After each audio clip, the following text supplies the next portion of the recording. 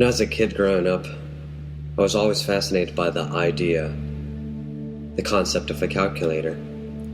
Most of us know how to use a calculator, but a large percentage of us don't know how a calculator was built. And so we scratch the surface of what our minds are capable of, in the sense where we understand how to use our minds, but not truly understand the constructs of our minds.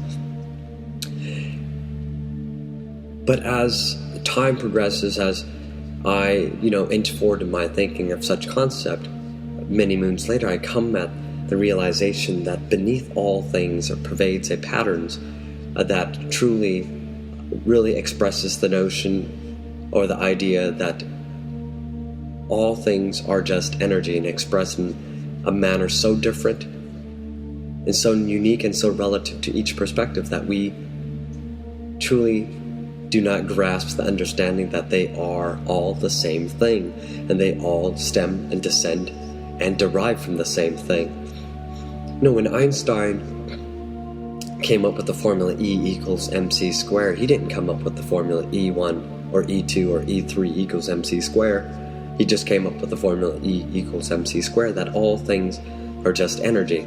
Okay, and in his law, the law of relativity, and all it really means is that all things are really relative. Nothing's good or bad. It's just relative to the mind.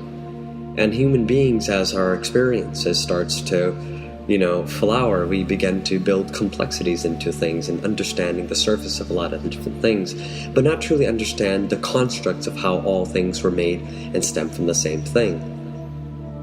And that's how unique and how smart we can become. We can become so smart that we can blind ourselves in truly understanding the things beneath the surface. Okay.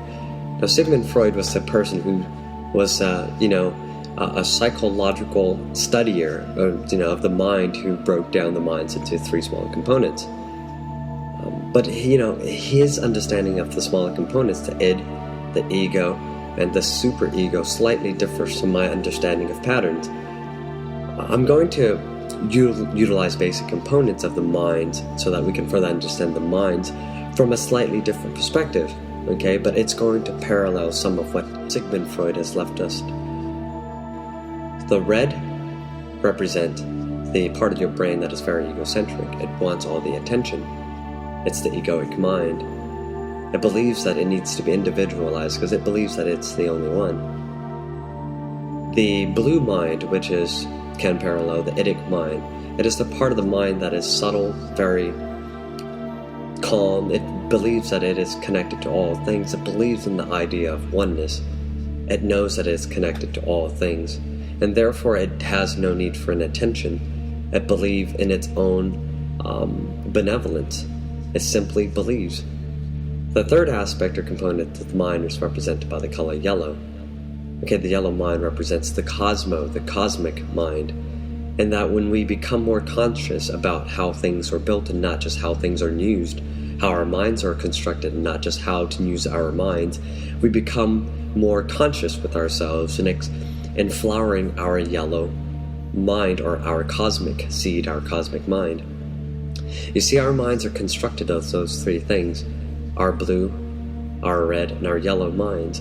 And that in understanding that those three things, the red, blue, and the yellow, in watering them individually, we begin to balance them out consciously. And when we balance them out consciously, we align ourselves to this thing called the infinite parallel universe.